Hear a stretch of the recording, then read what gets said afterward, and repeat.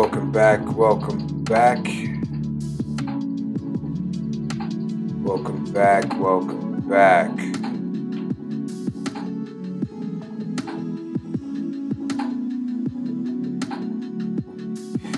We're going to get started in a few minutes, just going through the technical aspect of the show right now. Make sure everything is working according to plan. I hope everybody is having a great weekend and also has had a great week. So we'll be starting very shortly. Very shortly.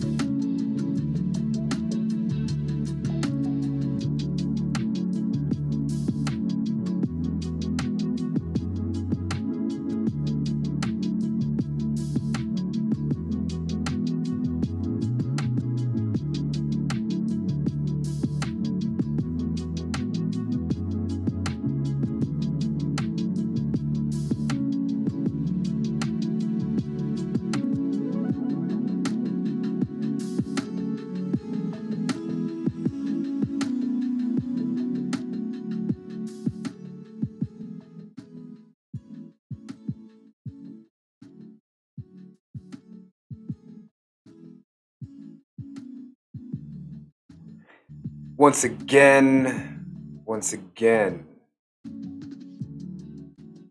welcome back, everybody. Welcome back. Another glorious Sunday in sunny Los Angeles. The sun has come out this month. Last month it was pretty cloudy. But this month, the sun is back. Welcome to MAAT'S Last Word show. I am your gracious host, Ahati MAAT, and I am going to give a brief introduction and let you know why I qualify to speak to you today. A lot of people today... I'm laughing because a lot of people today just speak about nothing. They just speak about baseless facts. It's full of their opinions. A lot of it is based on lies, constant lying to prove themselves or to puff themselves up, to make them seem bigger or larger than what they know. And this can go from knowledge to even physical size, because they have apps now that you can alter how you look and appear, and you could think you're talking to a male, but you're really talking to a female, and vice versa. So a lot of trickery, a lot of deception, a lot of chaos happening, and that is one of the reasons why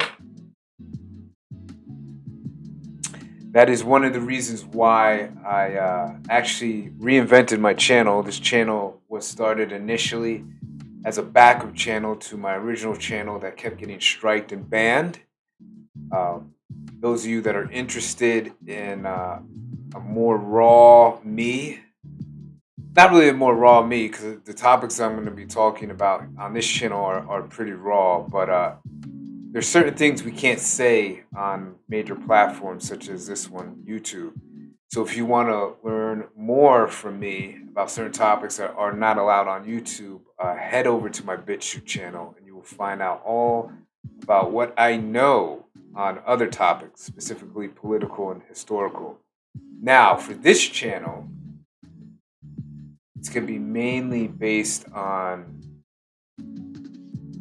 power, improving oneself, getting honest with oneself, improving relationships with yourself, and therefore you will attract relationships that you truly desire. We'll be touching on sex, we'll be touching on drugs, alcohol, we'll be touching basically on things that I've literally experienced throughout my short young life. Um, so that's basically why I reinvented the channel. Now, how do I qualify to speak on these things? Well, I've literally lived on park benches when I was in Boston, and I was shooting heroin and smoking crack, sniffing cocaine and smoking weed and drinking, and anything that I could get into my system quick enough, I did. And that landed me during the wintertime in downtown Boston, Massachusetts, sleeping on the park benches. Hold on a second. Let me just test to see, because I don't want to be speaking and nobody's hearing me. So let me just see that I am still live. 1 second. And then we can continue on. By the way, I have a great show today. A really, really great show.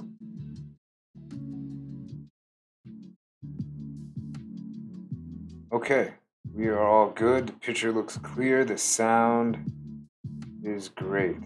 Loud and clear. Okay, so I ended up on a park bench, literally, like when you see in the movies. I remember there was an Eddie Murphy movie, I forgot what it was called, where he was a homeless man, a handicapped homeless man. And I was literally like that, minus the handicap part, sleeping on the bench. I remember I had the newspaper, everything. It was like straight out of the movies. And it's freezing cold, freezing cold. So I've lived like that. And I've also lived in mansions, multiple different mansions, even mansions that have elevators that you ride from the top floor all the way down to the garage.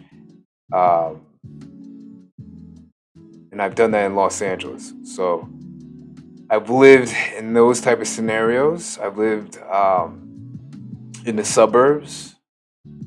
I've actually been raised in the suburbs, and I've been raised in the ghetto.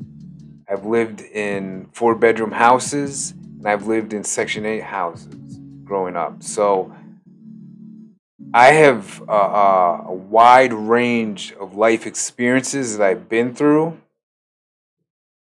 And I am definitely qualified to speak to you today and into the future, those of you that are watching in the future, because I can relate to basically everyone. There is really, it's there. I've seen almost everything that life has to offer.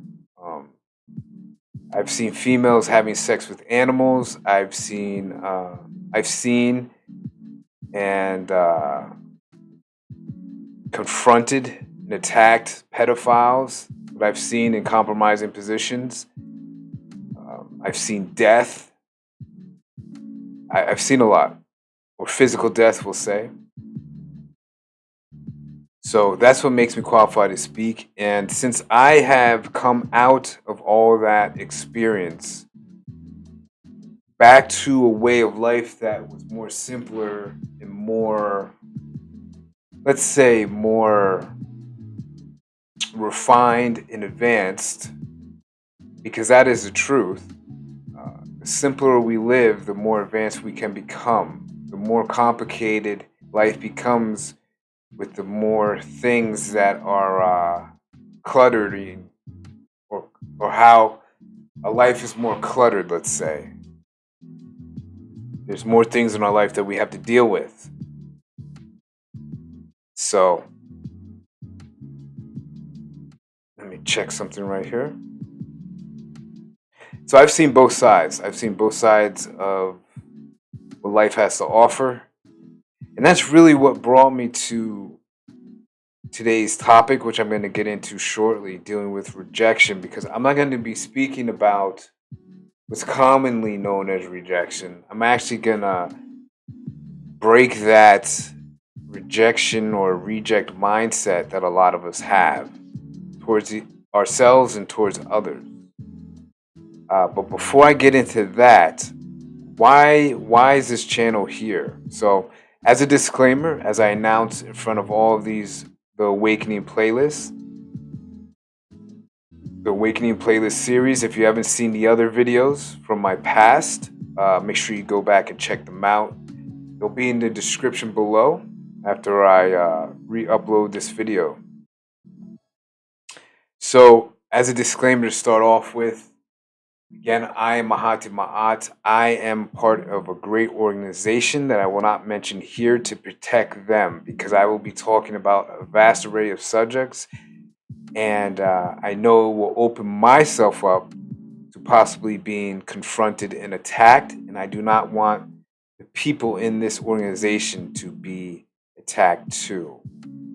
So as a disclaimer, if you go to my About section on this YouTube channel, you will find the full disclaimer. I'm not going to break it down all here, or you can go watch the first Awakening video, and I actually break it down there, so you can check that out too. So that is the disclaimer. I also started this channel to promote my businesses, one of them being my body oil fragrance business, which is called maatsfragrance. And today's highlight is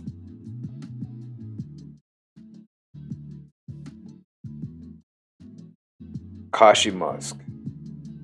This is today's highlight, or highlighted oil for today, Kashi Musk. I know it's blurry, it's the camera, but I will be uploading a commercial soon. I actually got a great commercial today, but I will be uploading a commercial soon, and it will be showing this in more detail. But today's oil is Kashi Musk. I'll also be breaking down the cores, notes, getting into all that in a future video. I'm going to show you today, oh man, fire. I'm going to show you today how to quickly apply this to your skin properly, because a lot of people that I know myself, I didn't know how to put this on. I thought you just roll this on a few times and you're good to go. No. So how did I get into oils to start with? Because I didn't start out with oils. I was raised to believe that the spray cologne is better than oils. And the only reason why I said better is because I didn't know anything really about body oils, because all we see on television ads, if you still watch television today, I don't, but I know growing up that's all we had. We didn't have computers. We didn't have personal computers. There were computers that the wealthy and the government and the industry, the industrial, the corporations had. But growing up, I would say before the 90s or before the late 80s, because I remember there was Commodore 64. We didn't have personal computers, so you just had a television. And on televisions, they just showed spray cologne. So I used that, and I didn't really like it because it smelled alcohol-y, because of what the brand is called Toilet. And that's what most colognes are. They're mostly alcohol and very little perfume. Whereas the body oils, depending which kind you get, mine are mostly perfume or what's called perfume, which is the strongest concentrate of oil or perfumery. So I didn't know until I met a brother named Bashir Nurid, a Muslim brother named Bashir Nurid, and I was hooked ever since. And the reason why I was hooked is because with oils, I noticed that I can put, or we can put a lot of this on throughout the course of the day, and unless somebody's really, really up on you, and when I mean up on you, I mean sitting shoulder to shoulder or right next to you, uh, you're not gonna leave that trail of cologne smell. So when you spray on cologne, you leave that cologne mist, that cologne trail behind you. Um, you're not gonna leave that type of experience with other people. Whereas with this, people that are close to you will smell it, whereas you won't leave a mist or a trail behind you. So I was really hooked with oils. For a long time, I always wanted to start an oil business. I always wanted to create oils. I knew about essential oils. An interesting part about essential oils, just oils in general, is there are essential oils in what's called designer oils. Right now, I'm selling the designer oils, um, and I will be selling essential oils, but a lot of essential oil is designer oil. So there's really no difference. We're only calling it designer oils because of the brand name that's labeled with them. But so, for instance, Akashi Musk, there's a lot of essential oils in here. My other fragrance, Sesh Butter, there's a lot of essential oils in there. And matter of fact, and even in my compliments of designer brands, there's a lot of essential oils in there, as I'm going to show you uh, momentarily with this new brand that's going to be for pre-sale or pre-order soon. So Kashi Musk is a light, I'm going to say it's a light head note, very, very light of a vanilla musk, excuse me, a musk head note with a light base of vanilla in it. Very, very light, but to the point where it almost smells like it could be, I don't want to say like a buttery smell, but it's more like a vanilla musky, yeah, a vanilla musky butter mist. You just have to try it. It's just people that have this say it's fire. And again, I'm gonna have an ad for this of somebody actually explaining why they like it. But you just gotta try it. So I'm gonna show you how to put this on. So when I first started putting oils on, and for a long time after, I would just put them on like this, rub my hands together like that, and that was it. I thought that was it. Here is the key to longevity with oils, because with oils, I don't care what anybody says, even a great concentrated oil like mine only lasts about 3 to 4 hours. That's it. Anybody that's claiming to last 8 hours or all day, even with colognes, is lying to you. 3 to 4 hours of a strong perfumed cologne or oil is only going to last 3 to 4 hours.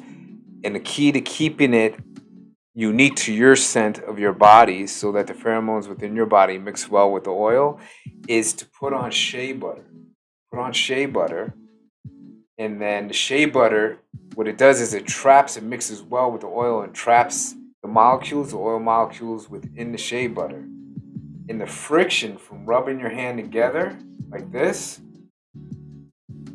is going to heat up the oil.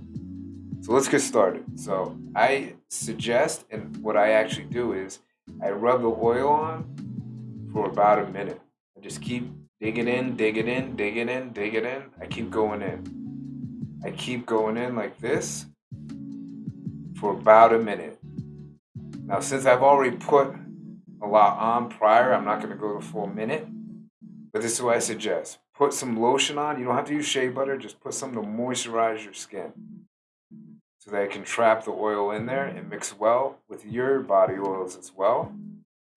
Then after you have it in, I rub it between the wrists like this. I rub it between the elbows, because the elbows are another place where we sweat a lot. The elbows and the wrists and the hands. I rub it real well. And then I put it on my cheeks, because when people lean in to talk to you, or when you lean in to talk to other people, they're going to smell you. Okay? So I rub it on the wrist like this, so you can feel friction, you can feel heat. So you can feel the heat rising in your body and through your hands. Okay? So that process will last you about 3 to 4 hours, and then what I usually do is after that I'll put some more on, and then after that it just all depends on your preference. I like a lot. I like a lot to the point where other people notice the smell, so they ask me what it is.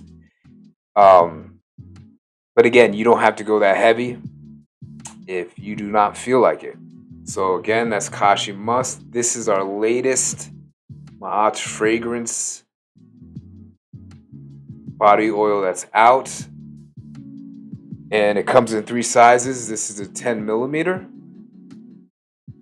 This is our limited edition. This is our corked 5 milliliter bottle, our corked 5 milliliter dabber bottle. Now, the difference between these is this one has a rollerball applicator.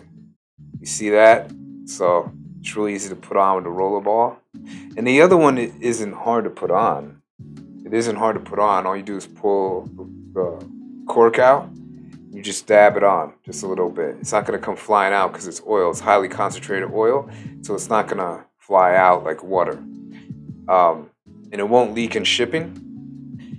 And this is limited because I'm not sure how long the manufacturer is going to be selling the actual bottles.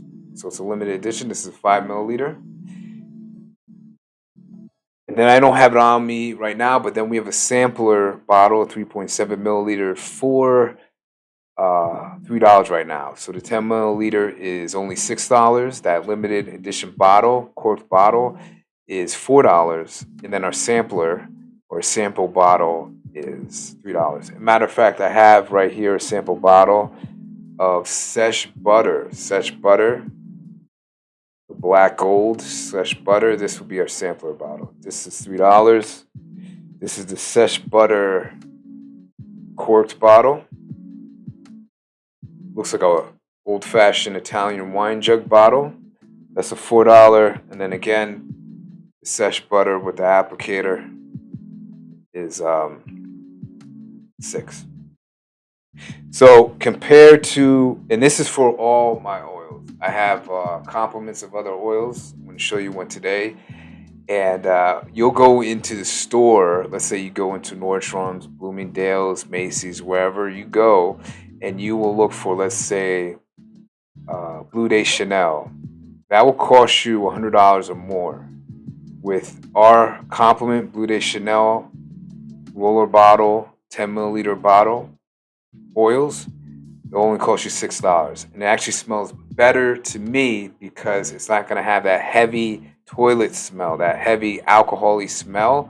Ours is more of the oil concentrate than those bottles. So just something to think about. So I'm going to take a short break and show you a couple commercials before we get into today's show.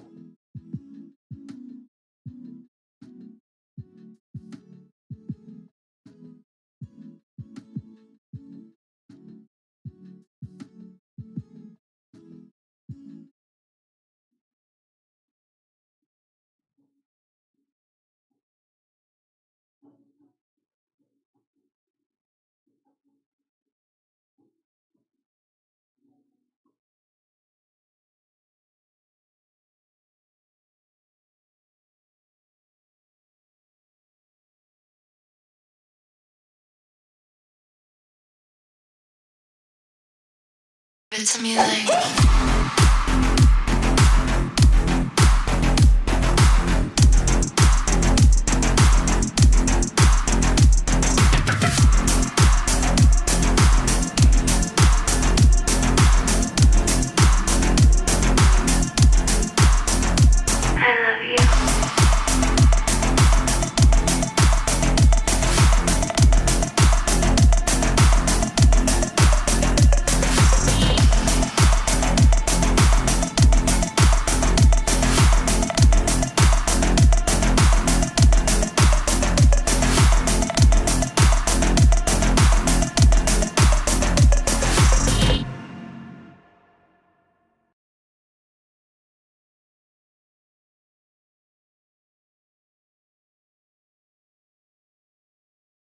I finished that last night. I gotta show it again.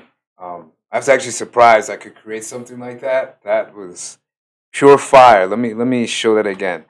That is our complement of flower bomb, and that is for females. Females, great for really any time of the year, but I know summertime is happening across the country and the world. So time to get some flower bomb. Let's watch that again.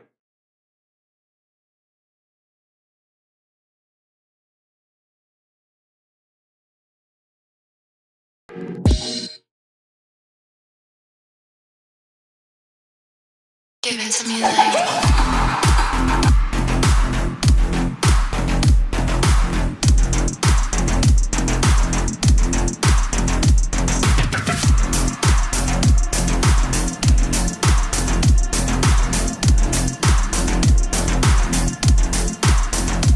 I love you.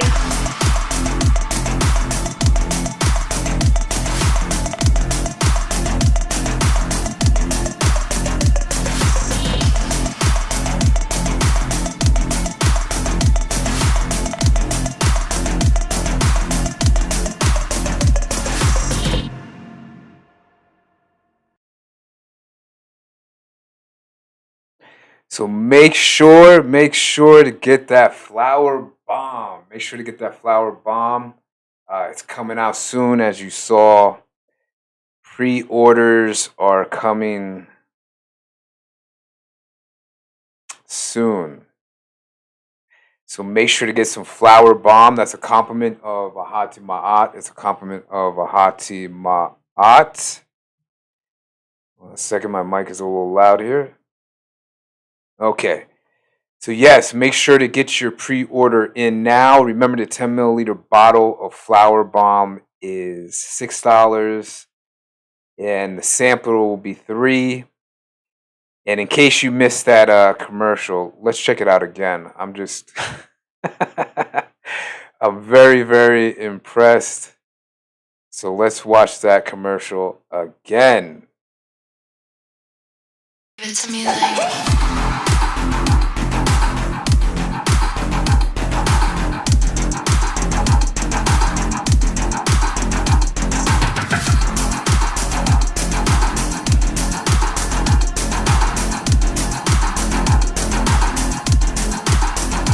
I love you.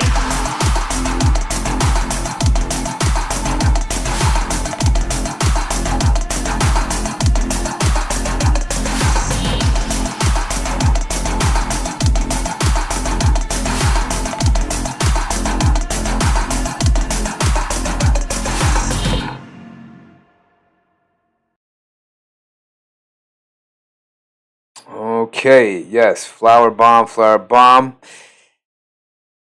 Make sure to get some flower bomb.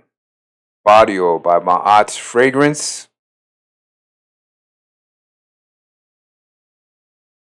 And the pre-order now information is maatsfragrance@usa.com. maatsfragrance@usa.com to get your pre-order. Or you can call 213-436-5078, 213-436-5078. And let's talk about very, very, very, very, very, very briefly. Let's talk about what's actually in this fragrance, this flower bomb fragrance. Let's actually talk about what's in it. And this, again, is one of my compliments. This is one of my compliments by MAAT'S Fragrance. First of all, it has a beautiful, beautiful, beautiful floral smell to it, of course, because it's flowers, right? And here's what I was talking about before, the essential oils that are in designer oils, and they're even in colognes. So this whole separation of oils and here's the thing: I don't separate anything mainly in my life, and it's great that I'm in this business because there's again not really complete information when it comes to body oils, oils in general, and colognes. And people are under the misconception that there's a difference between designer oils and essential oils, that they had to be separate. No, essential oils are in the designer oils. Actually they make up a lot of the oils, as I'm going to show you. So in flower balm, there is patchouli oil, which is an essential oil. Okay, there's the musk, there's rose oil, there's cinnamon, there's citrus. So these are all essential oils. Now on top of it, it has a woody, powdery, sweet, and warm, spicy smell. Now I'm just going to give you a couple notes from it. Okay, it has tea note again. It's an essential oil. It has the African orange flower note. That's the middle note. Um, Again, it has essential oils in it. It has rose oils. I went over that. It has jasmine. It has patchouli, and it has musk, and it has vanilla as a base note. So it's loaded with essential oils, and it is definitely worth checking out. When I smelled this, I was like, wow, okay, I got to put this on the MAAT'S fragrance list, which you can email me for at maatsfragrance@usa.com. And I was like, I gotta put this on the list. So get your pre-order of Flower Bomb, because I don't know how long I will have it for, so it may be a limited product. I'm not sure yet. Let's get into the next video.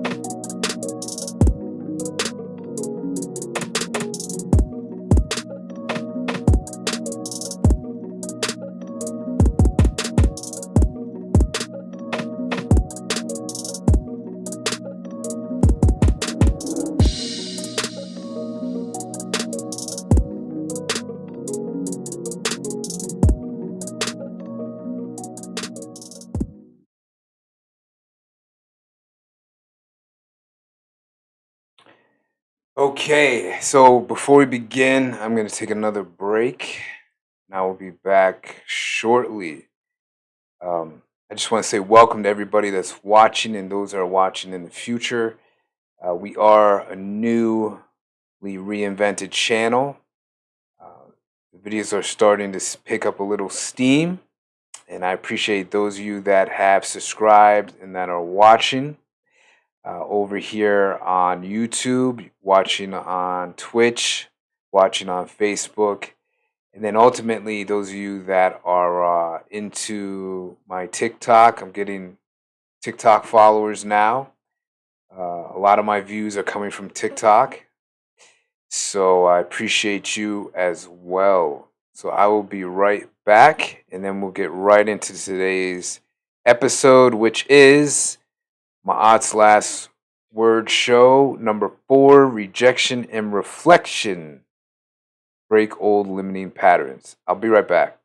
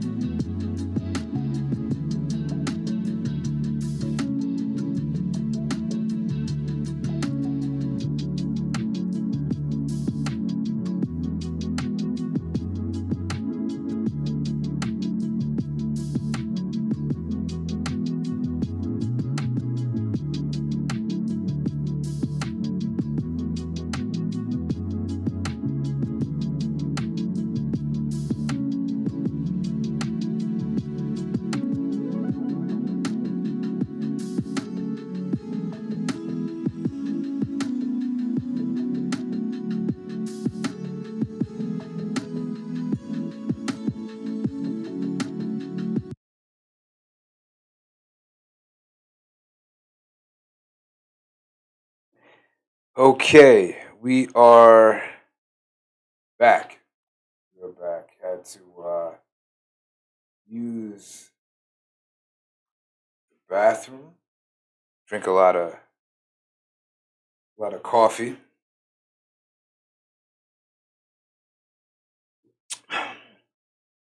Got my A game cup. So let's get into this. The great thing about this show is that I'm very transparent.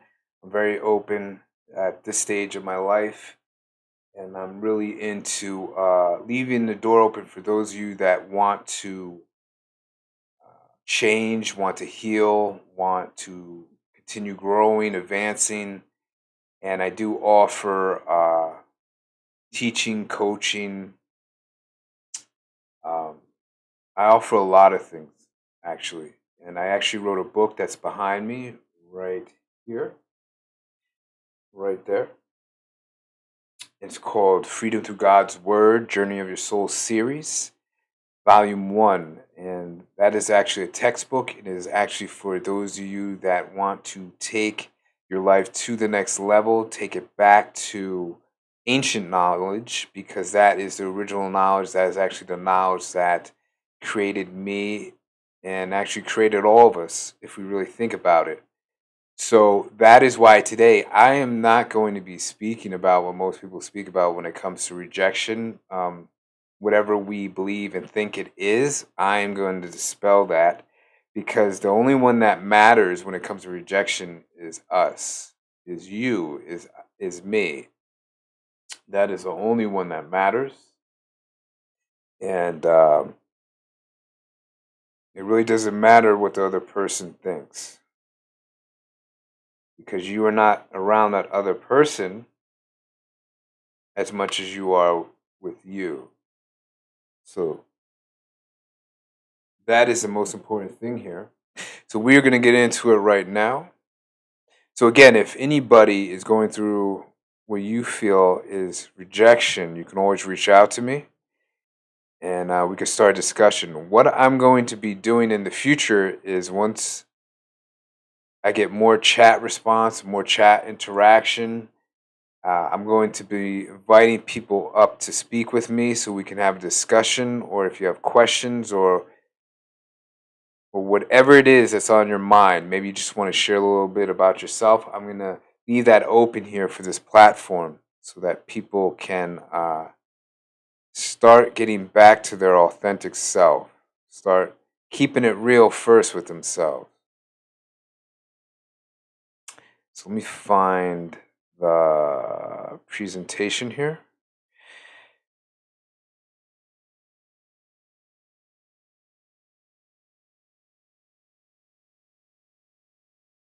Okay, so the title of the show today is Rejection and Reflection Break Old Limiting Patterns. Break old limiting patterns.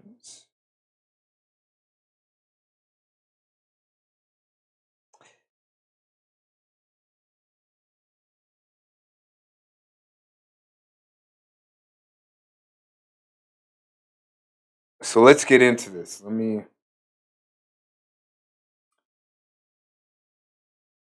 check something here first.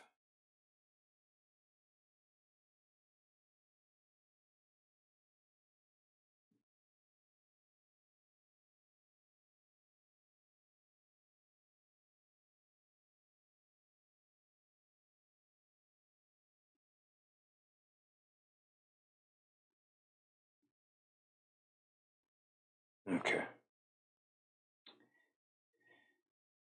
Let's let's get into this. So the first one I'm going to speak about is adoption. Adoption. For many years since my birth, I felt rejection. It started with my mother giving me up for adoption. From the beginning of my life, my outlook was already negative. My own mother did not want me, or so I thought. For many years since my birth, I felt rejection.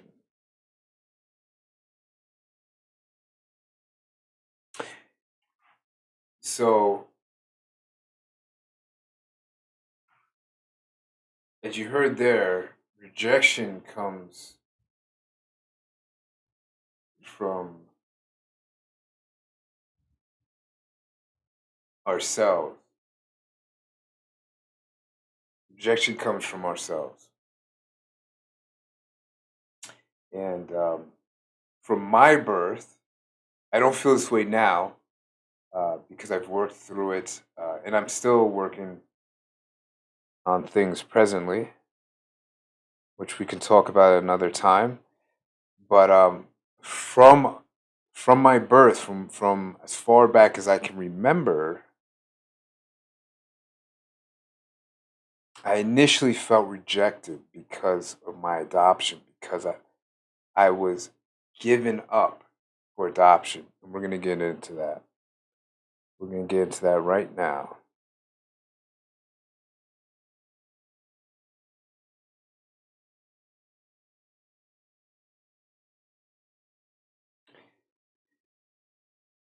So it says rejection first comes from our own mindset. Rejection first comes from our own mindset, not the person, place, thing that is perceived outside of our eternal control. Let me read that again. Rejection first comes from our own mindset, not the person, place, thing that is perceived outside of our eternal control. My adoption saved my life for this very moment.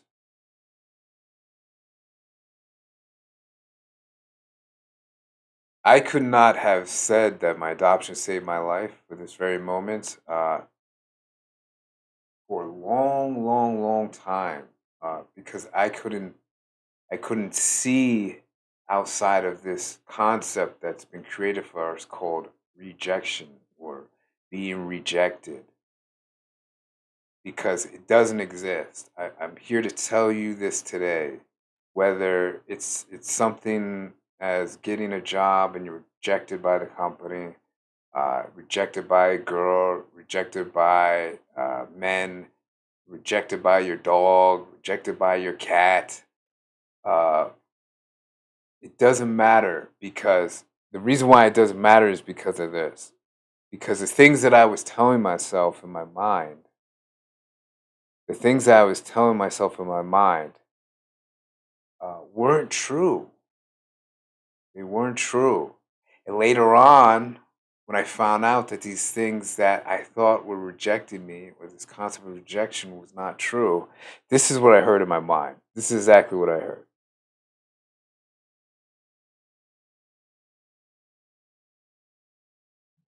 This is what I heard in my mind. Gotcha, bitch. That's what I heard. So, for instance, for example,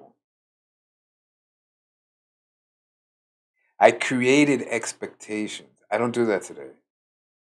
I don't even expect things from myself, meaning I don't even expect this live stream to happen today. I planned for it, that's the best I can do, and I accept that. But if something happens where I can't do a live stream, I won't be upset over it. I won't be upset over it. Even if it's something that I perceive as being valuable, meaning that this live stream is my lifeblood to support me financially so that I can eat tomorrow morning. If that doesn't happen, I will not be upset by it. Today, I won't be upset. There was a time I'd be very upset, but today I would not be upset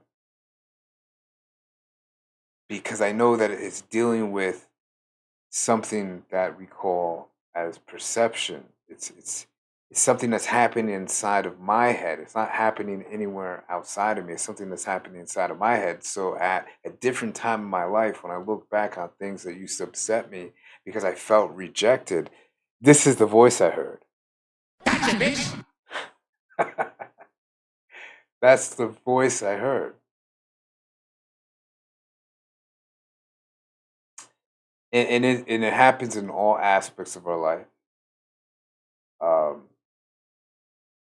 it could be anything. Just think of anything that's happening to you right now or happened in the past. So rejection first comes from our own mindset. So the first thing I had to learn was that the rejection is coming from me. And only way, let me say this too, the only way that I could even know this today is because of reflection. So without reflection, you can't live outside of rejection. Let me say that again. Without reflection, specifically self reflecting, without reflection, you cannot live outside of rejection because what you're looking at or what you're feeling is going to dictate what you perceive as being real or not. And I do not live like that today. And I would want you not to live like that either because it's a more liberating experience. It really is. So rejection first comes from our own mindset, not the person, place, or thing perceived outside of our eternal control. Now, it doesn't mean that you're not going to feel the emotion of pain, sorrow, anguish, anger, fear, whatever it is. You're still going to feel those things. But now they don't control you. They don't put this spell on you that's called rejection, where later on down the road, years later, or however long it takes for the reflection to happen, and you hear this certain voice. You hear this certain voice in your head that says, "Gotcha, bitch." Okay, let's move on.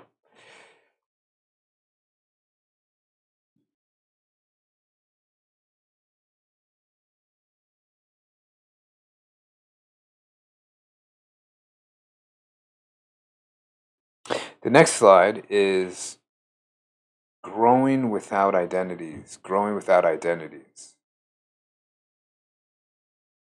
Growing without identities. Who am I? Who are you? What are we? Did you know shortly after birth these questions pop up within us?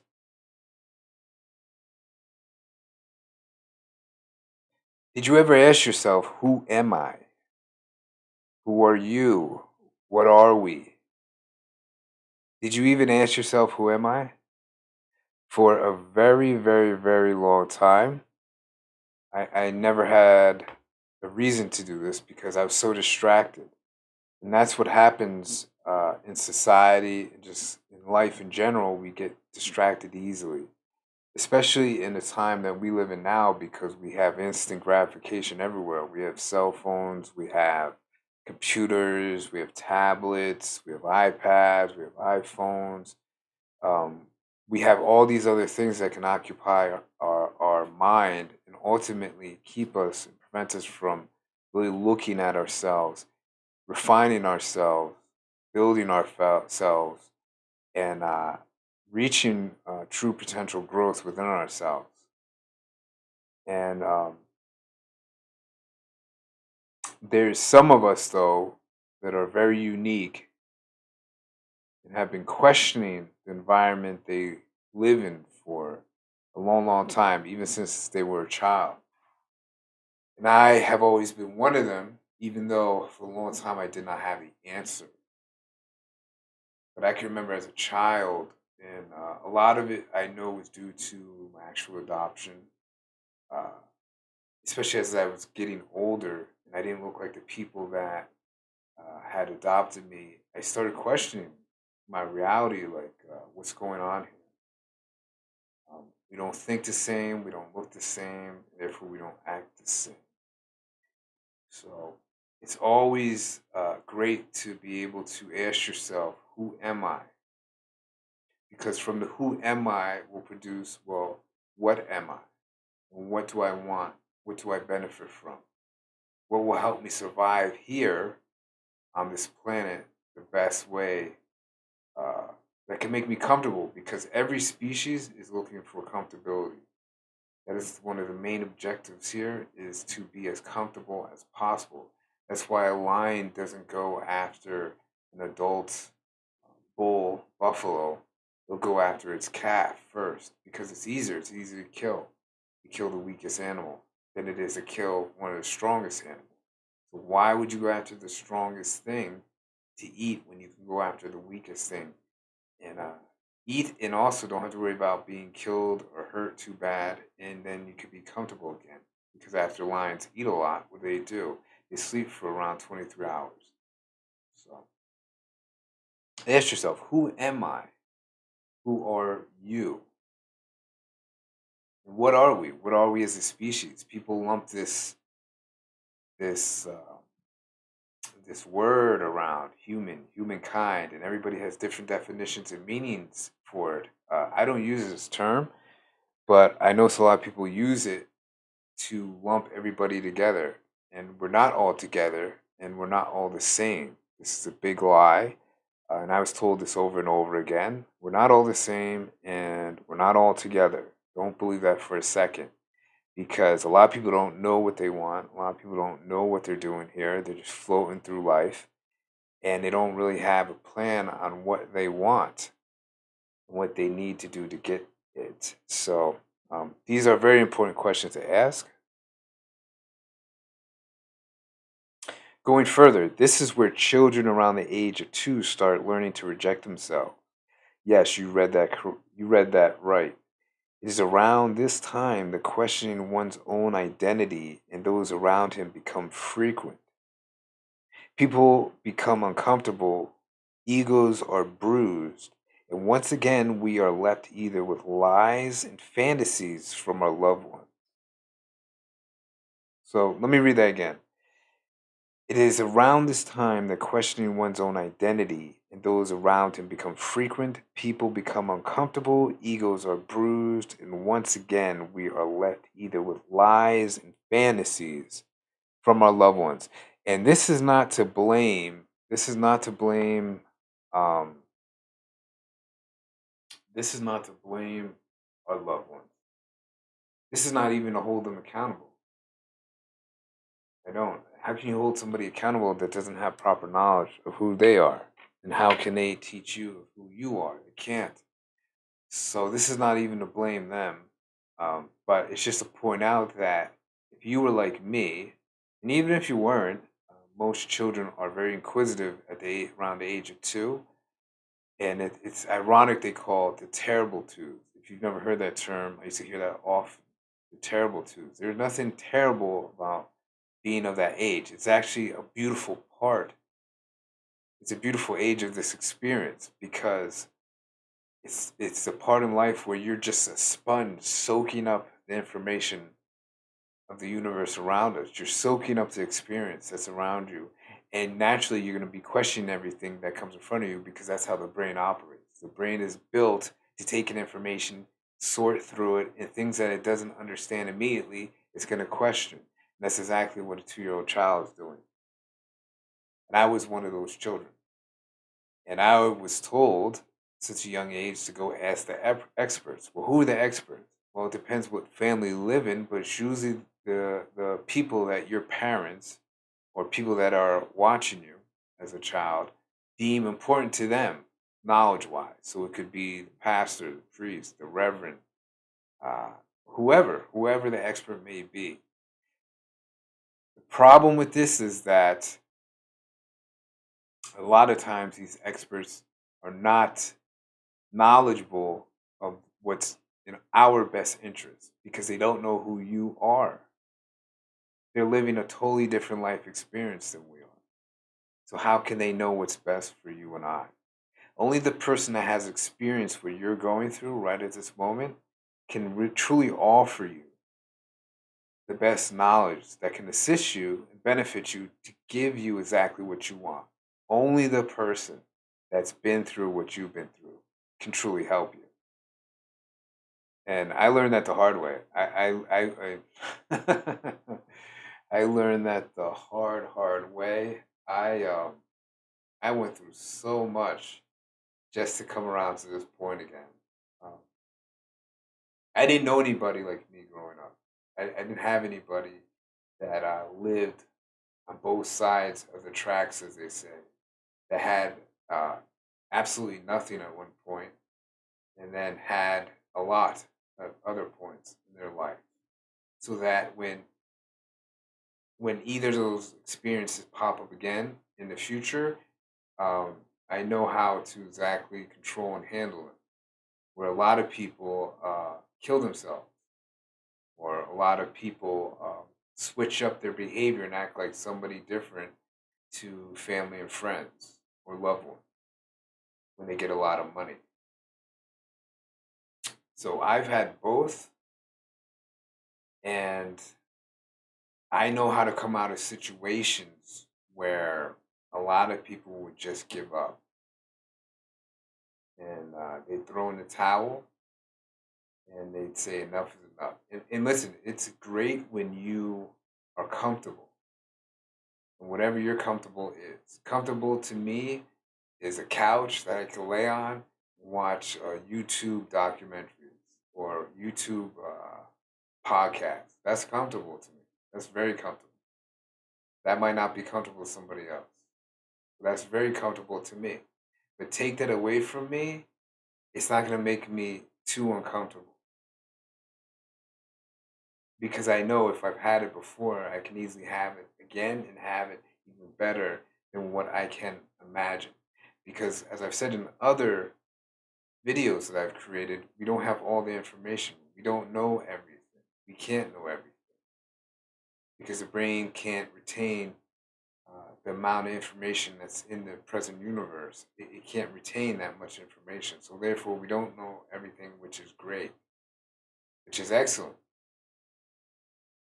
So people like me start asking a lot of questions, start questioning reality, especially when the emotional side of you does not line up with the physical side of you. So people are telling you that they love you and they're smiling and they may even be physically hugging you, but you're not feeling it. You're not feeling the love from this person. You're feeling something that's fake, something that's plastic, something that isn't real. And if you're not careful, you can take on that identity because you're growing without that identity. You're growing off of falsehood and lies. And what it's doing is just compounding and confusing and complicating yourself even more. And a lot of us grow up like this. A lot of us do not have an identity. That is a major problem for a lot of us. We don't have an identity. We don't know who we are. We don't know our origin. We don't know where we come from. You notice I have the ancient Egypt regalia behind me. And there's a reason for that. I'm going to get into that in the future. Um, and I actually, for those of you that are into ancient Egypt and want to go deeper, you can contact me to learn more on that too. But the point I'm making is I created this for everyone, for even the guy that doesn't know anything about Egypt or anything. He just wants to come out of the situation he's in or she's in, whether they're homeless, whether they're on drugs, whatever it is. Um, but yes, never stop questioning your reality. If something doesn't sound right, question the person, question it. Let's get back to the slides.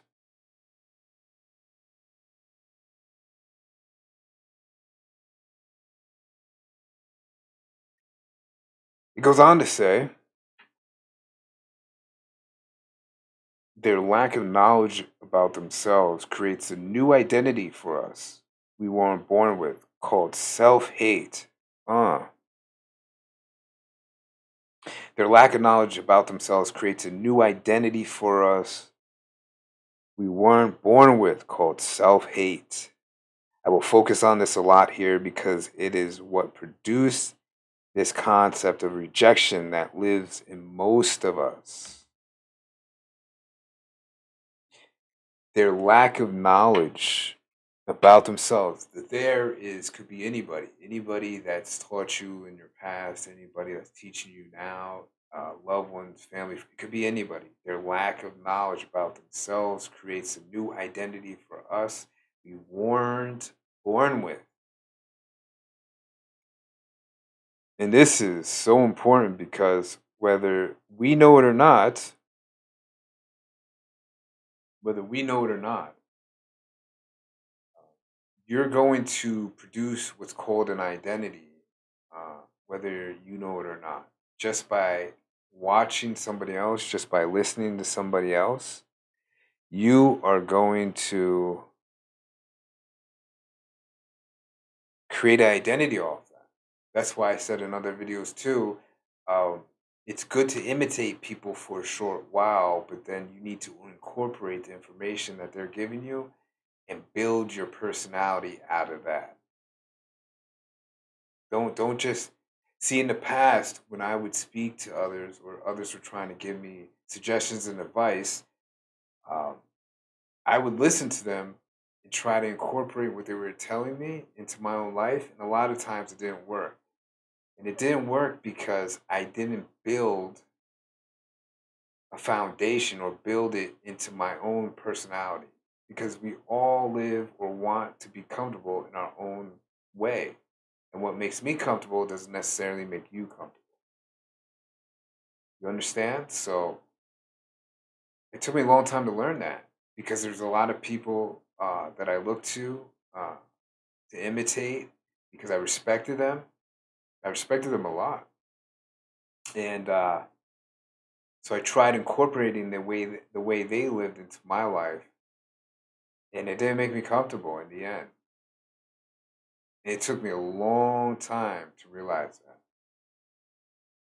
It's okay to respect people. It's okay to love people, but if you truly want to love yourself, if you truly want to respect yourself first, take information in like a filter takes in oil. I'm thinking about oil because of because of my oils, MAAT'S fragrance oils, and oil from car filter.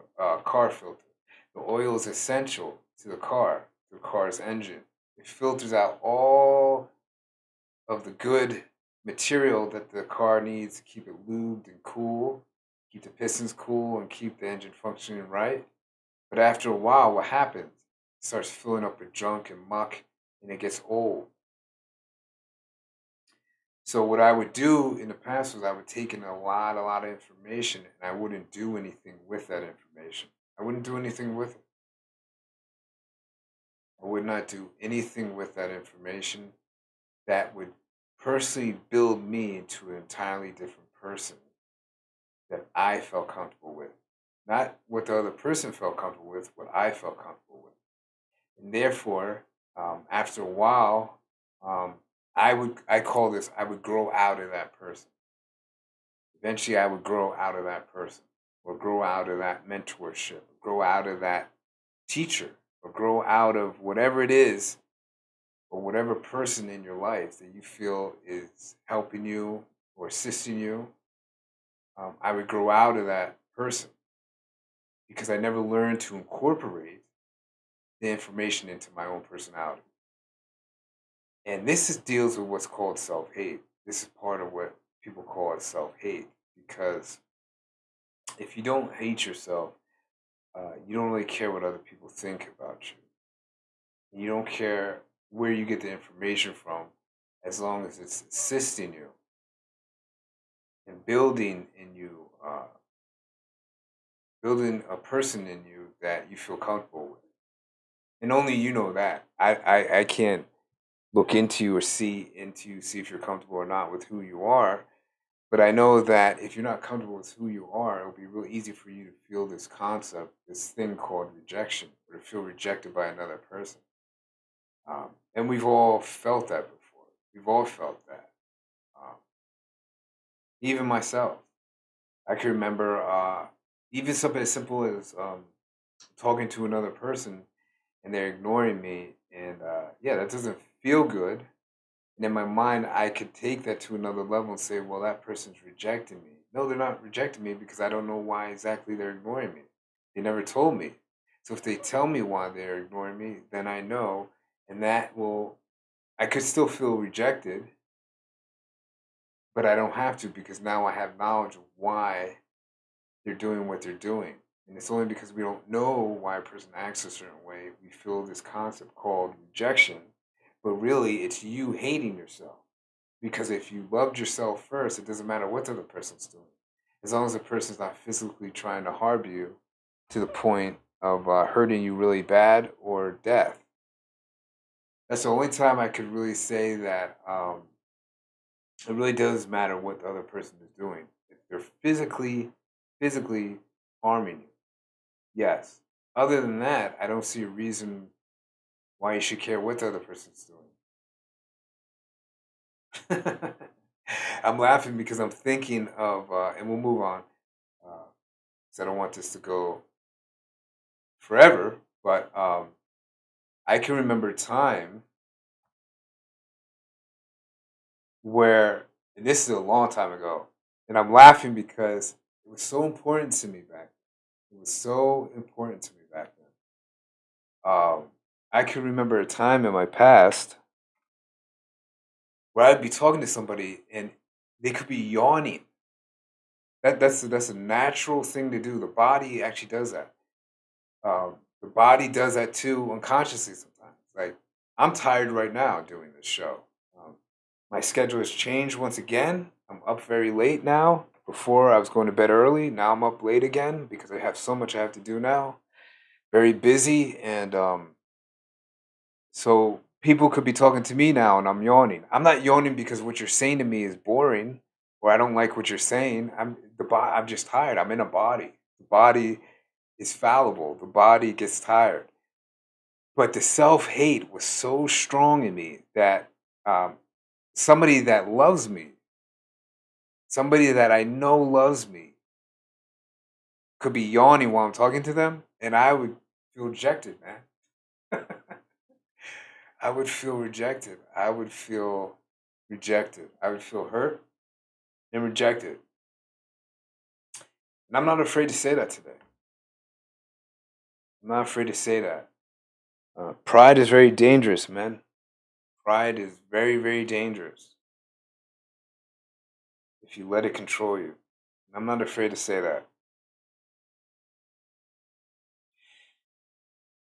So it says, I will focus on this a lot here because it is what produced this concept of yes. So self hate produces this concept of rejection.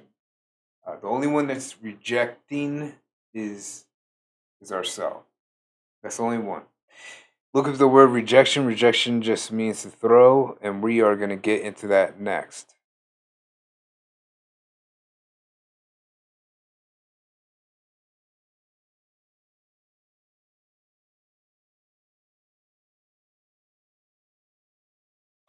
So it says rejection comes from the word reject.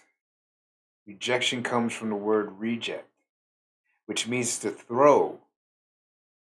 Unless as a baby you were literally thrown in a dumpster or thrown from the crib and even thrown up in the air and then caught by an excited parent, you have not been rejected. Let me read that again. Rejection comes from the word reject, which means to throw. That's all it means. It just means to throw something. Unless as a baby you were literally thrown in a dumpster or thrown from the crib and even thrown up in the air and then caught by an excited parent, you have not been rejected. Now, to people that have been thrown in a dumpster and are watching this today, oh man, I don't even have words. I just welcome, thank you for watching. I, I'm not even going to speak on that because I don't have any experience in that. Thrown from a crib. There's parents that get angry at their children and they throw them. They pick them up and throw them out of their crib. Um, I've never experienced that either. If you're watching this today and you went through that experience as a child, thank you for watching me, and I appreciate you. Um, but I have been thrown up in the air by excited parents that they're just happy. They're excited. I've thrown up my own son. I throw him in the air. You toss him in the air. You catch him. It's another point. Does that mean I'm rejecting him?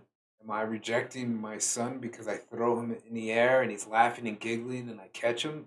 Is that rejecting him? No. Nobody would think that.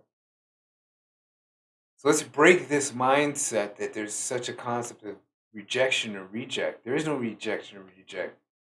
We're building expectations in our mind. We're building expectations in our mind that do not come true. And therefore, we feel something that's called rejection. It goes on to say, I'm not making light of those of us who went through tragedy and trauma as children. What I'm pointing out is if you are watching this today, you still have all your body parts, including brain, then you're not a reject and have never been rejected. So, this concept of rejection, reject, my boss rejected me, she rejected me, he rejected me. No, the only one that's rejecting you is you because you're putting an expectation on things outside of you and you believe that these expectations are going to come true. And when they don't come true, you feel this sorrow. You feel this pain inside of you that you don't want to focus on and look at. And therefore you say, that rejected me instead of looking in here and saying, that is rejecting you. And it's a form of self hate. I don't walk around like that anymore. I used to. And it gets to a dangerous point where it becomes resentment. And it becomes something that destroys families and can even destroy your own life. This is when people commit what's called suicide. Not all the time, because not all suicides deal with this. There are times like in war, and you're going to be ruthlessly murdered. And yes, you're going to kill yourself. But I'm talking about the people that are killing themselves because the girl rejected them or the job rejected them, so they jump off a building. We've all heard stories like that. That is because there is self-hate within the person ahead of time who is putting their value, who is putting expectation on others, on things, on places outside of them to perform in a certain way that they cannot control, when the only one that we can control is ourselves. I know there's people watching me right now that have their expectations on not only me, but on other people that I am associated with to perform week after week, year after year. And there will come a day I'm going to tell you that that will not happen. So, why are we expecting it to happen? Because we're taking in knowledge from people and we're not incorporating it truly into our own life. And this is going to hurt people.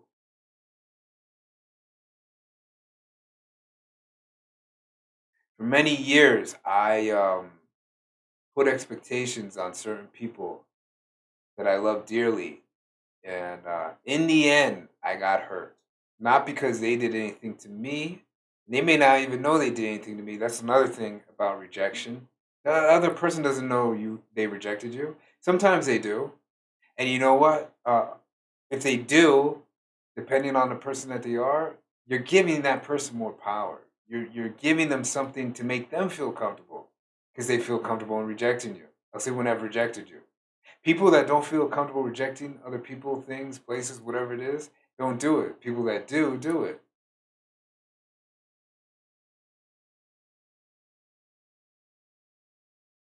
If you reject you first before the other person gets a chance to reject you, you've already lost. So the only one that really matters when it comes to rejection is you. Once you stop rejecting yourself, then others will stop rejecting you. Reject yourself, others will constantly reject you. Constantly. So rejection equals self-hatred.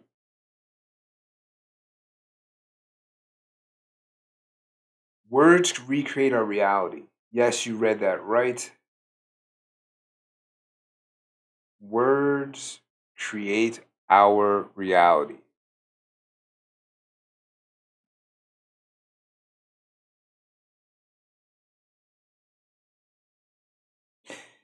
Peace to Cash Peden. Peace to Cash Peden. Welcome, brother. Words recreate our reality. Words recreate our reality.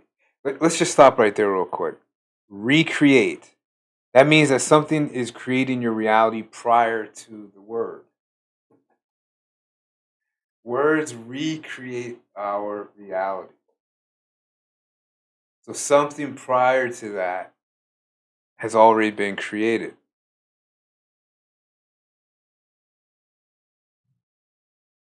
Yes, you read that right. The first reality is what we think, not so much about others, but about ourselves. The first reality is what we think, not so much about others, but about ourselves. Words recreate our reality. So the first thing that's creating reality is your own thoughts. Again, back to the self-hate. If you hate yourself, it doesn't matter what you say. It doesn't matter what you say. That's why, listen, I'm gonna hit you to some, I'm gonna drop a jewel for you right now. A lot of people, especially in this day and age, are into something called New Age self help. They're into affirmations, they're into utterances, they're into all this stuff, right? They have the vision board going, they have their altars built, all these things going, right? But nothing is changing in your life. And especially your emotions, the things that you fear. We all fear something. I met some of the toughest brothers on the block that fear. And admitted too, broke down and cried right in front of me in jail and prison. Fearing their relationship that they'll never see their children again, their daughters. Broke down and cried right in front of 50 other men. Right in front of me, right next to me, talking to me. So we all fear something. And a real man can admit that.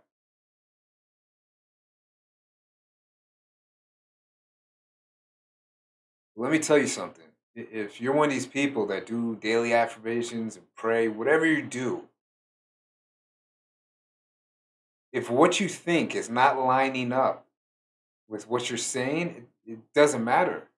And that's why whatever it is right now that you want to happen or change or to acquire or to be removed from your life, whatever it is, it doesn't happen.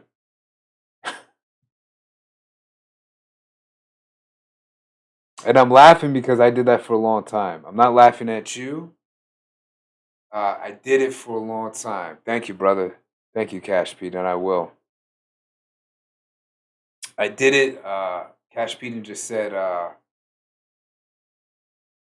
he said, great message. Let me see if I can pull it up here. He said, great message. Great message, bro. Keep doing your thing. I will. Appreciate you.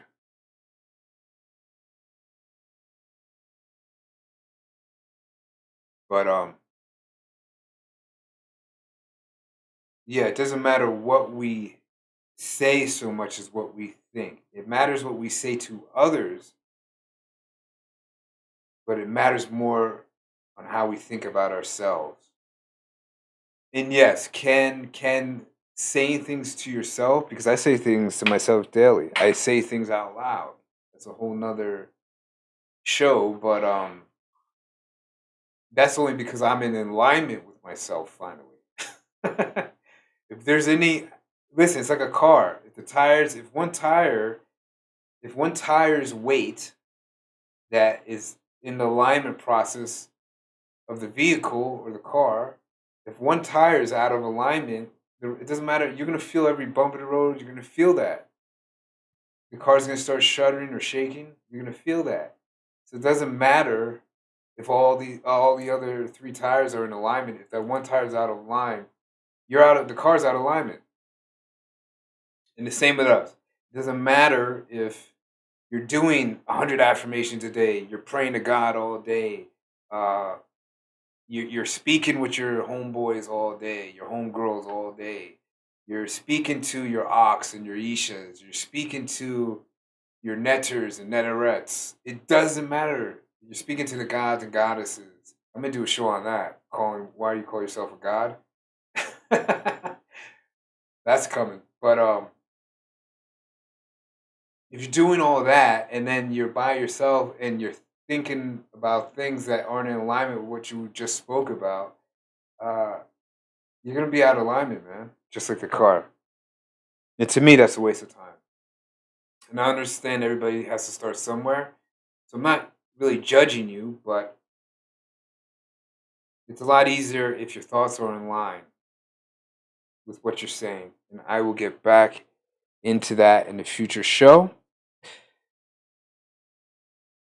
So, yes, words recreate our reality. Yes, you read that right. The first reality is what we think, not so much about others, but about ourselves. The rejection only comes if the expectation is not produced, if our desires are based off of what we want and not the other person. We will never feel rejected if our desires are based off of what we want.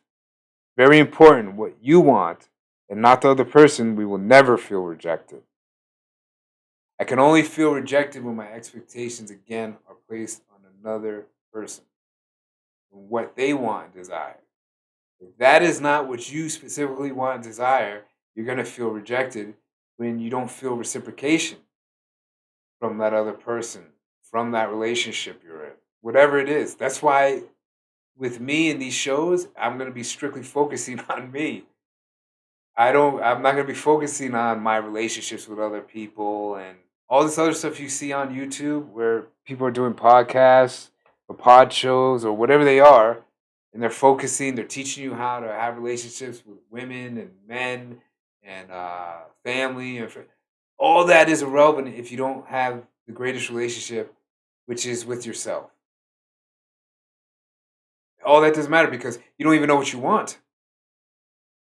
I'll get into that in a future show too, just to use as an example of all the many relationships I was in with women, and I didn't know exactly what I wanted, and therefore I suffered dearly. I'll get into that in a future show. But I don't go through that today because I know exactly what I want. So, yes, if our desires are based off of what we want and not the other person, I guarantee we will never feel rejected. Let that thought back in, that expectation, you'll start feeling what's called rejection.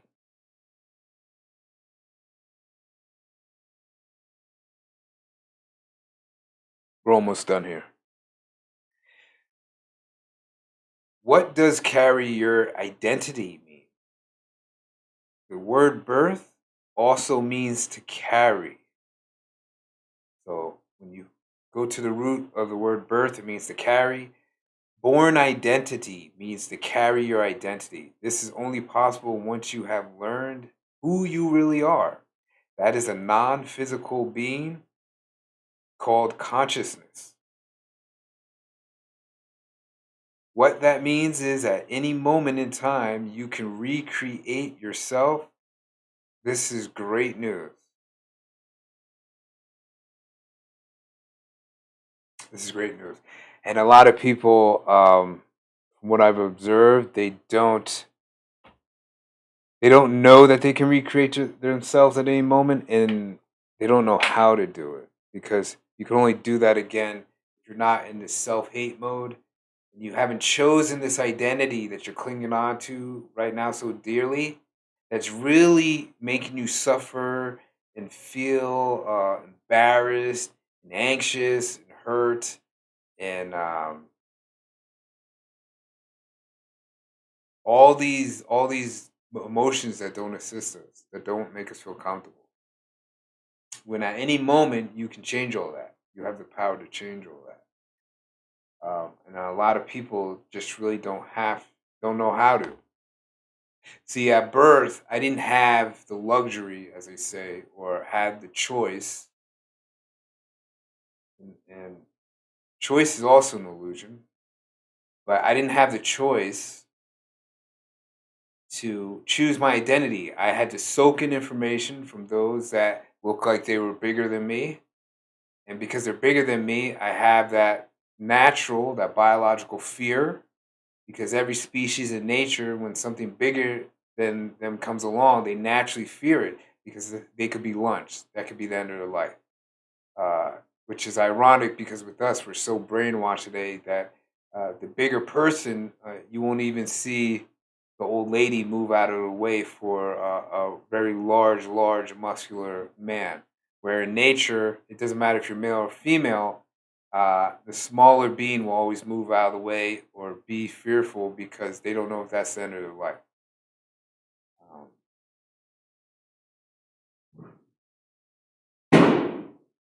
But to get back to this topic, when I created the term born identity, I mean that at any moment during the course of this life, you can be whatever you want to be. It doesn't matter what other people tell you you should be. It doesn't matter what you feel like you should be. It comes down to what are you willing to do to become what you really want to be. And that could be anything. I don't know what you want to be. I only know what I want to be and what I want to create within myself. And I can either sit here and tell myself before the live stream and say, well, you're not a live streamer. You're not good at making these Ma'at last word shows. You have a very low uh, subscriber count. You see the rejection mindset coming in when I have answers for everything I just said. I don't know what a live streamer is. It's just people getting on camera sharing whatever information they feel like talking about. So anybody can do that as long as you can communicate. There could be a child doing live stream. So anybody can live stream. Let's throw that rejection mindset out the window. Right? Let's throw that out the window. The low subscriber count is due because I'm going in a new direction with this channel. So the people that are here from my past, they can either stick with me for this ride or they're going to be disinterested and they're going to leave. And it'll open the door for new people to come in. Plus, everybody has to start somewhere. And that's the key. We start, a lot of us start at a point where we believe that we should, again, expectations, we should be having a certain amount of following, let's say. We should have a certain amount of people around us at all times. We should have a certain amount of phone calls coming in. We should have a certain amount of texts coming in. We should have a certain amount of vacations coming to us, all this stuff. But it's just easier just to live a simple life. Whereas, okay, I woke up. I actually got to sleep in a bed last night. I actually have food in my refrigerator. I have water. I can afford a cup of coffee. There were times, man, where I would look at all this and I'm in now. I'll take it even here. There were times where I would get in a shower after a week and like the Matrix movie, I could see the droplets of the stream of shower water coming on me, and I could feel them feeling. Don't take a shower for a week and then feel the water on your skin. It doesn't feel like it does to me today. I shower about twice a time. I shower like I'm not going to shower again. I shower about twice a day because I like to be really clean. I'm actually a very clean person. So when I was in my homeless situations, it was very until I learned how to navigate that type of life. Which anybody's homeless, I made you shows on that too to help people out because I've lived better when I'm homeless at times, but that's a whole other story. I'm laughing because I'm remembering, but yeah, I've lived better homeless than a lot of people live middle class and what they're called poor class. But I remember the times when I didn't know how to navigate when I was homeless, and I'd feel water on my body, and it doesn't feel like it does when you had the luxury to wash every day. And I never forget that. I never forget that, and that plays a part in the rejection process too, because There are people that we see that look like they haven't taken a shower in a year. And that's because they have this self hatred and they have this rejection mindset within them, which, by the way, here is the big surprise of the show and why I said rejection is just a concept. It doesn't really exist because every other species knows how to clean itself, even pigs. They instinctively know how to clean and they clean themselves. Even the roach is more clean collectively as a species than the humankind or humans. Roaches are even cleaner than us. The very thing that when it comes in your home, you want to kill it. So it's due to their identity. Without knowing who you are, without having an identity, you're going to reject yourself. You're going to be self-hate. That's why I say born identity, because at any moment we can rebirth ourselves. We can be born again, as the Christians say. And it's not a Christian religious concept. It's what's being called a spiritual or energy concept. These are just terms and labels. Again, the identity is what we put on ourselves, and only you can create the identity that can benefit you and make you feel comfortable. It goes on to say, unfortunately, not an easy task because of what we perceive as rejection, self hate, and a host of other insecurities and fears. Most of us will never relinquish old patterns or that identity. This is where reflection is a very powerful tool. I could teach you how to use it. So yes, unfortunately, there will be those of us that are gone, too far gone. Actually, I'm going to say many of us are gone. And back to the beginning of the show when I was talking about my adoption, where I perceived um, I was rejected or being rejected, and I said, matter of fact, let's go check that out. That's not it. I said my adoption saved my life for this very moment. It did. It did because in my life, in my life, if I wasn't adopted, I can guarantee I wouldn't be here right now. Um, I wouldn't be here. I wouldn't have this love for knowledge that I have today. I would not be here. I needed a jumping off point in my life where I wasn't immediately thrusted physically into survival mode. Mentally, I've always been up until this point in survival mode. There's a difference. But materially, I wasn't thrusted into survival mode. And I do feel for those of us that are thrust into both uh, parts of life, the mental and physical part, and we're just immediately in survival due to our parents' uh, life circumstances. So I do feel for you because I've been in those situations. I've lived in those situations too. But when I was born, I was immediately adopted, and I went to a family that had a middle class means, and so I had a chance to go to the library. I had a chance, like we went to the library on weekends. I had a chance to go through books. I had a chance to fall in love with history. I've always loved history since a child. So I believe that saved me from going down a path where I didn't have a chance to actually fall in love or to get a true representation on what knowledge can do for an individual's life. I believe without that, I wouldn't be here. And that's not to say that I agree with adoptions, because I don't. And I'll speak on that in the future. I absolutely am against giving your child up for an adoption or people adopting children, especially when they don't know the culture of the child. But I'll speak on that in the future. Um, right now, it's not the time and place for that.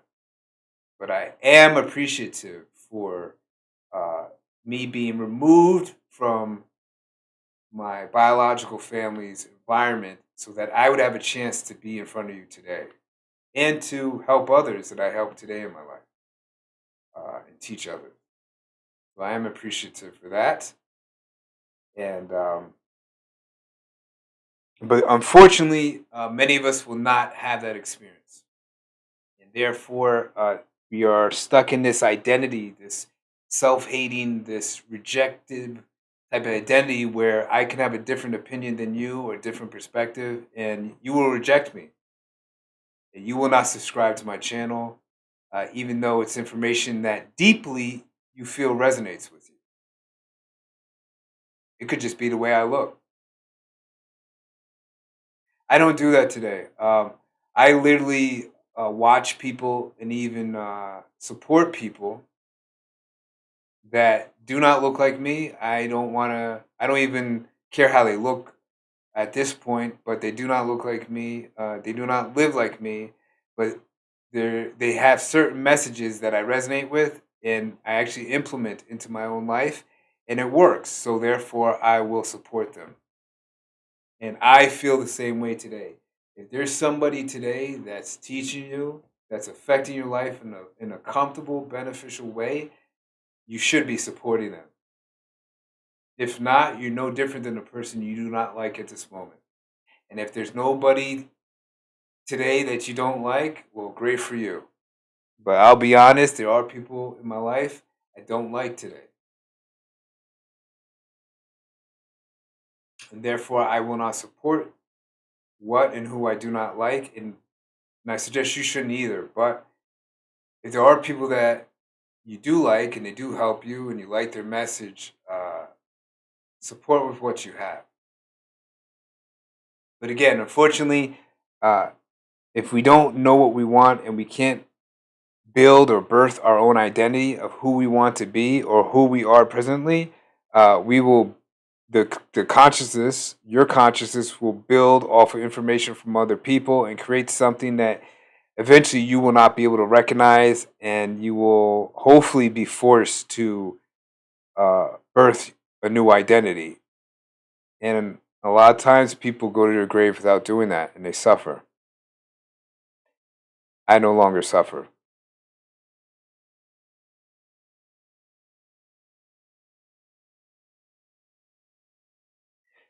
So we are at the end. We are at the end. To learn more about breaking from old patterns such as rejection and self hatred, contact me for coaching packages. You can also purchase the best quality body oil fragrances the world has ever seen. Email me at maatsfragrance@usa.com. And the picture here is of me from a few years ago. Actually, more than that. Almost 8 years ago. When I was born into a new identity, which I'm forever appreciative of. Forever appreciative of. And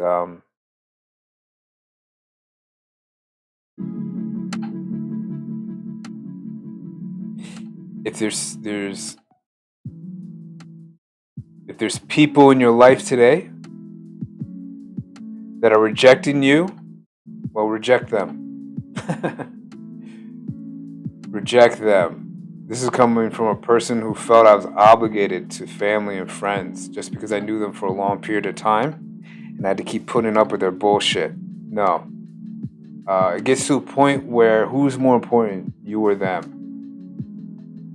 And if you're putting other people in front of you, then you're rejecting yourself. That is the true rejection.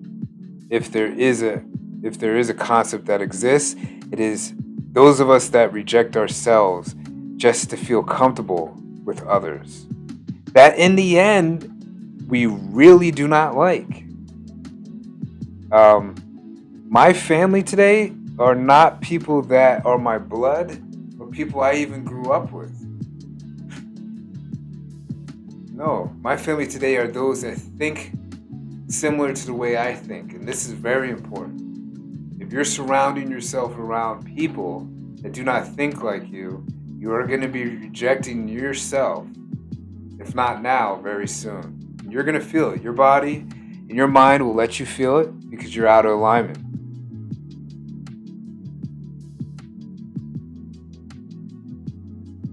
If you are one of these people that hang around other people just because you feel there's an obligation to, that is a form of rejection. That is a form of self-hate. You only want to do things that feel comfortable to you, benefit you in the long run. Now, is every moment going to be comfortable? No. Is every moment going to benefit you? No.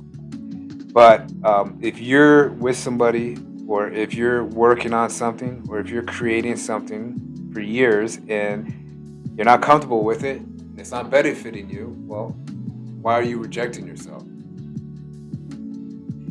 And I know change is not easy.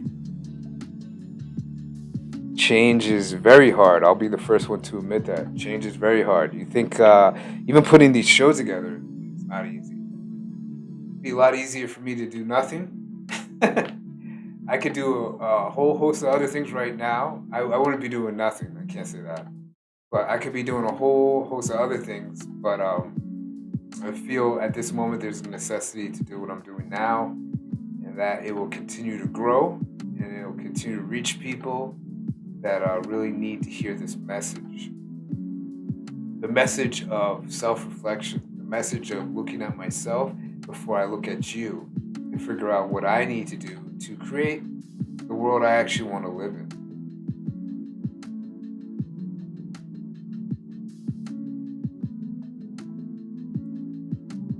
And that is not a world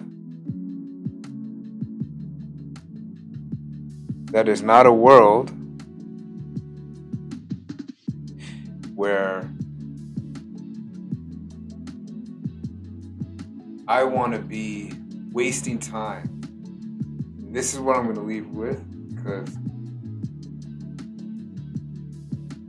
it's almost 3 o'clock, 3 p.m. on my side of the world. When you stop rejecting yourself, you stop wasting time. You get to a certain age, I realize I don't have much time left here. I can feel it. I can feel it approaching. And I welcome it. Believe me, I do. But I realize there's not much time left for me, and I have to give what I know out to the public so that somebody like me 20 years ago could find me now and hopefully learn what I know now back at their age and utilize it and become way more advanced than I am right now.